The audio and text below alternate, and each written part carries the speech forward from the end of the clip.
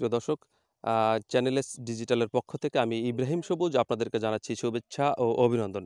দর্শক, আমি এই মুহূর্তে রয়েছি মাদারীপুর জেলার কালকিনি উপজেলায়। দর্শক, কালকিনি উপজেলায় এবছর যে এই সূর্যমুখীর চাষাবাদের ভিতরে প্রায় ১১ হেক্টর জমিতে সূর্যমুখীর চাষাবাদ হয়েছে। ঠিক সেই তথ্যগুলো আমি আজকে কৃষকদের কাছ থেকে নেব। আপনারা জানেন যে সূর্যমুখী চাষাবাদে ব্যাপক লাভবান হয় এবং সেই সূত্র ধরে যে স্থানীয় কৃষকরা রয়েছেন প্রায় শতাধিক কৃষক এবার প্রায় ১১ হেক্টর জমিতে এই সূর্যমুখী চাষাবাদ করেছেন। আমি আমার পিছনে যদি আপনাদেরকে একটু দেখাই যে এই সূর্যমুখী যে এখানে যে পরিমাণে ফুল হয়েছে তাতে বোঝা যায় যে সূর্যমুখীর এবার ফলন যথেষ্ট ভালোই হয়েছে বলে। এবং আমি এই মুহূর্তে এখানকার যে স্থানীয় কৃষক আছে, আমি স্থানীয় যে কৃষক তাদের কাছ থেকে কিছু জানবো যে তারা আসলে কেনই বারবার এই সূর্যমুখীর চাষাবাদের দিকে তারা ঝুঁকি নিচ্ছে এবং তাতে লাভ কি পরিমাণ, আমি এই বিষয়টা একটু জানবো। প্লিজ আপনি একটু আমাদেরকে বলবেন যে এই সূর্যমুখী চাষাবাদ করে আপনার কি পরিমাণ লাভবান হয়েছে এবং আপনি বারবার কেন সূর্যমুখী চাষাবাদ করতেছেন? এখানে তো অনেক ফসল এবং আবাদ করা যায়।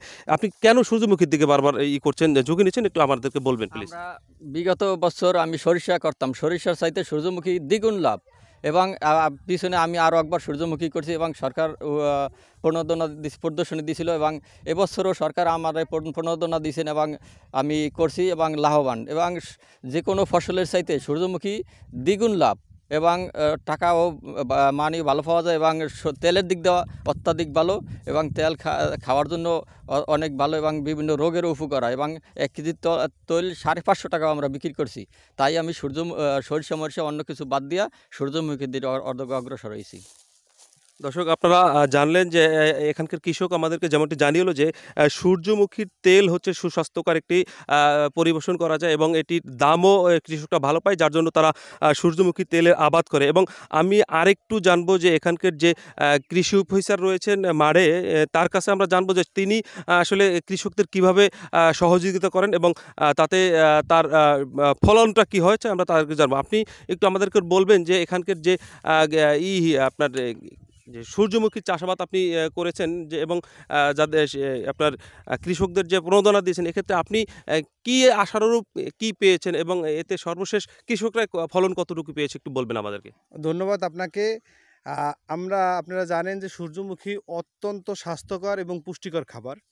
এই তেল যেহেতু প্রতি বছর সরকার অনেক টাকা খরচ করে বিদেশ থেকে সয়াবিন তেল আমদানি করে আনতে হয়, সেক্ষেত্রে আমরা সেই আমদানি নির্ভরতা কমানোর জন্য আমরা কৃষি সম্প্রসারণ অধিদপ্তর কালকিনি সহ সারা বাংলাদেশেই আমরা এইবার থেকে সূর্যমুখী সম্প্রসারণের জন্য কাজ করছি। যেহেতু এই সূর্যমুখীর তৈল অত্যন্ত স্বাস্থ্যকর এবং পুষ্টিকর খাবার, সেজন্য আমরা এবছর কৃষি প্রণোদনা কর্মসূচির আওতায় এবং অন্যান্য বিভিন্ন প্রকল্পের আওতায় সূর্যমুখীর আবাদ করিয়েছি। আমি এখন আমার এই অত্র ব্লকের কালকিনি উপজেলার রমজানপুর ইউনিয়নের রমজানপুর ব্লকে আমার এখানে প্রায় এবার ৫ থেকে ৬ বিঘা জমিতে আমরা সূর্যমুখীর আবাদ করিয়েছি।